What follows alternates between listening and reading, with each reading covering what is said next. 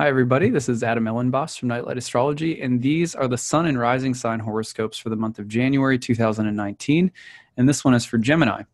So let's go ahead and take a look at what's going on this month for you, Gemini. I'm keeping this one pretty condensed and simple because the themes of the month are congregated in just a few basic areas. So I won't be taking you through the sort of blow-by-blow, play-by-play that I usually would this month, just again, because everything is so packed and condensed in just a few tight spaces. So you'll notice at the start of the month, the sun is conjoining Saturn in Capricorn. That was yesterday. It's already passed, but start of the month, there's Sun-Saturn conjunction. Going forward from there, on the 5th of this month, there's a solar eclipse in Capricorn in the 9th house. Then going forward from there, we have on January 8th, Mercury in Capricorn will square Mars in Aries. On the 12th and 13th, Mercury will conjoin Saturn in Capricorn.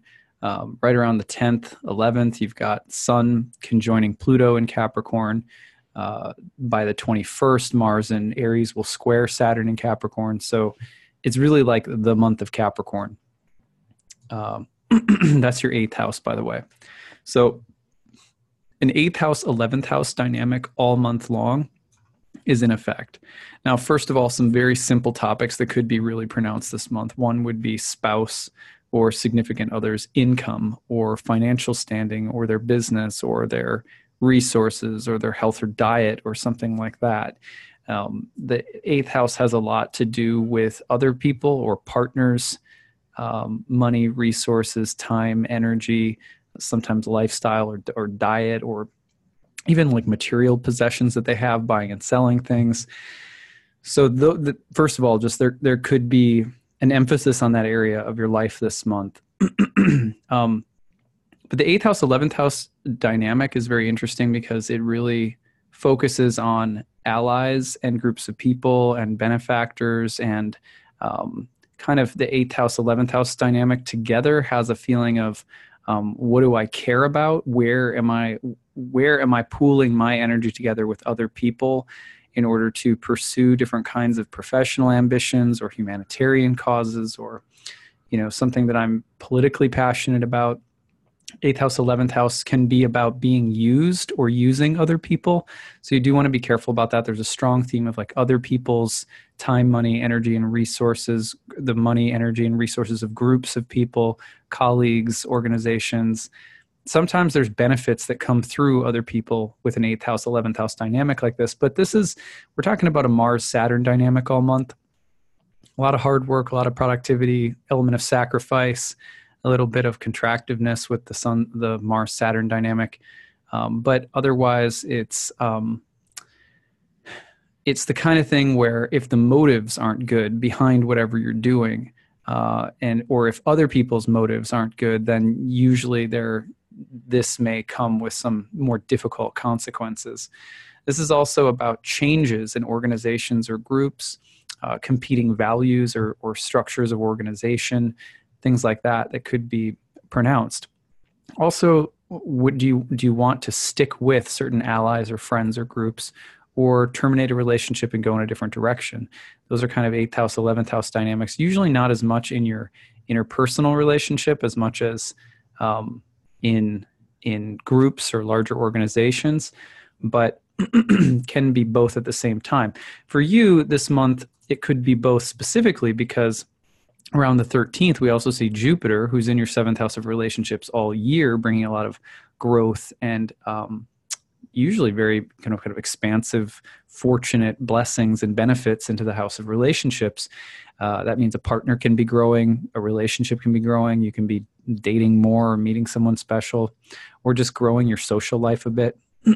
But then Jupiter's getting into a square with Neptune in the 10th house of your career, right? So that's a very interesting dynamic where there is a sense of, Jupiter Neptune brings inspiration, growth, vision, sort of dreaming about what the next big accomplishment might be. So we see a pairing of growth, imagination, inspiration, dreaming, and kind of expansiveness coming in through relationships and professional life this month, while we also see that 11th house, 8th house dynamic coming through, which has more to do with groups, organizations, other people's time, money, energy, resources. 8th house can also be about death and changes, letting go of things. So it's a very interesting dynamic at once, because one's very contractive and the other one's very expansive.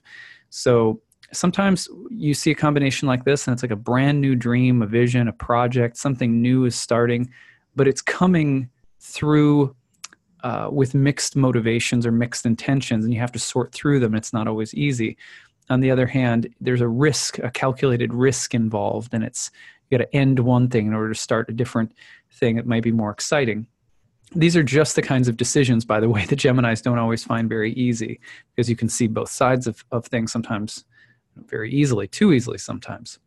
So finally, there's a lunar eclipse in Leo on the 21st of the month in the 3rd house, and that is a house of communication, writing, learning, teaching. It's a house that's related to siblings and neighbors. You've been seeing a lot of emphasis in this area of life. These topics have been very pronounced for the past year and a half. This eclipse brings one more wave of significant change related to those topics. So look for that around the 21st. And then on the 22nd, you're going to see Venus and Jupiter get together in the 7th house. And that transit is really going to bring up, again, the topic of relationships. A lot of times benefits in relationships, or just an aura of wealth, class, prestige in relationships. And that can be a good thing. Be careful, not everything that glitters is gold with Jupiter. And Jupiter, Venus, and Neptune in the mix. It can be a little very glamorous, but sometimes sort of the over-promising and under-delivering syndrome is there. But otherwise, typically Jupiter, Venus contacts in the 7th house bring good things through relationships. So you look for that around the 22nd. So that's what I've got for you this month, Gemini. I hope this was interesting. Stay tuned. I will be doing more work with all of these transits in the mundane forecasting this month. And be looking at some of the other big transits in the year ahead.